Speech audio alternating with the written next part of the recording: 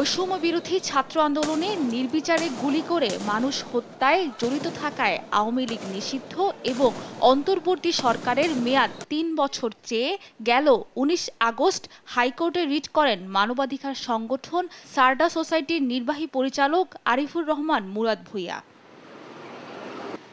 শুনানিতে attorney general আদালতকে জানান, কোনো রাজনৈতিক দলকে নিষিদ্ধের ইচ্ছা বর্তমান সরকারের নেই। আওয়ামী লীগকেও দল হিসেবে বিবাদী করা হয়নি, তাই এই রিট চলতে পারে না। আমরা এই নিবন্ধন বাতিলের বিরুদ্ধে, কারণ এই সরকার সিভিল রাইটস প্রোটেক্ট করার জন্যই, গণতন্ত্র পুনরুদ্ধারের জন্য, মানুষের মত প্রকাশের স্বাধীনতার জন্যই গঠিত দায়িত্ব নিয়েছেন।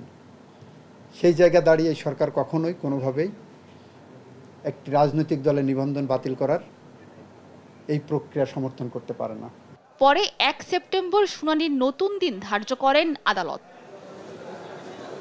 এদিকে ২০১৪ ও ২০১৮ সালের নির্বাচনে নির্বাচন কমিশনারদের দায়মুক্তি দেয়া কেন অবৈধ নয় তা জানতে চেয়ে রুল জারি করেছেন হাইকোর্ট। যদি কাউকে দায়মুক্তি দেওয়া হয় বিচার থেকে, তাহলে এতে সাংবিধানিকভাবে অবৈধ হয়ে যায় এবং বাংলাদেশে অতীতে যে সমস্ত আইনে এই ধরনের দায়মুক্তি দেওয়া হয়েছে সবগুলো আইনকে আমাদের হাইকোর্ট ডিভিশন এবং সুপ্রিম কোর্ট অতীতে অসাংবিধানিক ঘোষণা করেছে।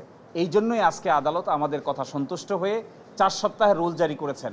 রিটকারী আইনজীবী জানান, দায়মুক্তি আইন অসাংবিধানিক ঘোষণা করা হলে ২০১৪ ও ২০১৮ সালের নির্বাচন প্রশ্নবিদ্ধ হবে। নিয়োগের ব্যাপারে বাংলাদেশের হাইকোর্ট ডিভিশন এই মামলা শুনানি অন্তে রুল অ্যাবসলিউট করেন অথবা কিংবা আমাদের পক্ষে রায় দেন, তাহলে অবশ্যই কনসিকোয়েন্স আকারে নিয়োগের ব্যাপারেই যদি প্রশ্ন উত্থাপন হয়ে থাকে তাহলে নির্বাচনের ব্যাপারে প্রশ্ন উত্থাপন হবে।